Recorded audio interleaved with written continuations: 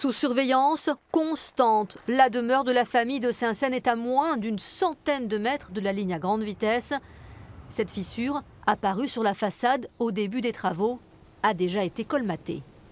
Aujourd'hui, il n'est pas établi naturellement que c'est lié au passage des trains, mais la fissure s'est considérablement agrandie.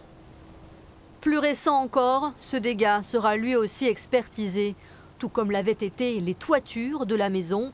C'est sur ce chapitre que la famille vient de remporter une longue bataille contre les constructeurs de la ligne à grande vitesse. Les engins de terrassement avaient causé ces désordres. On a pu établir par un expert spécialisé en vibration un lien de causalité entre les mouvements sur les toitures et, à l'époque, puisqu'il s'agissait bien de cela, la période de travaux publics, la période de construction de la ligne. On peut imaginer maintenant qu'effectivement les trains continuent à propager des vibrations. Alors, nous ne souhaitons pas que la maison s'abîme, mais si ça devait être le cas, effectivement, il faudrait pouvoir y répondre. Pour ce dossier, les deux Saint-Seine seront indemnisés de leurs 55 000 € de révision de toiture. Ils obtiennent aussi le remboursement de leurs frais pour 8 000 €. Vinci nous a confirmé ne pas faire appel.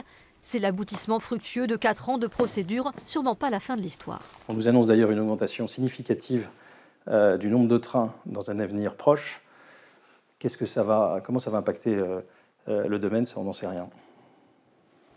Le comité TGV Réaction Citoyenne prépare une procédure collective contre les nuisances de la ligne à grande vitesse. Elle sera accompagnée aussi d'une série de plaintes de riverains.